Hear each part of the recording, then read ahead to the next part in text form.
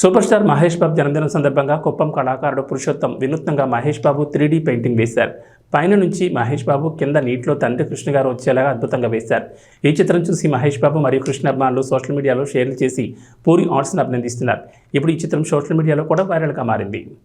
Hero ఒక ఊహించుకుంటే థియేటర్లకు వస్తేనే అవసరం హీరో ఎలా ఉండాలి అని అంటే మహేష్ బాబు మహేష్ బాబు మహేష్ బాబు మహేష్ బాబు మహేష్ బాబు.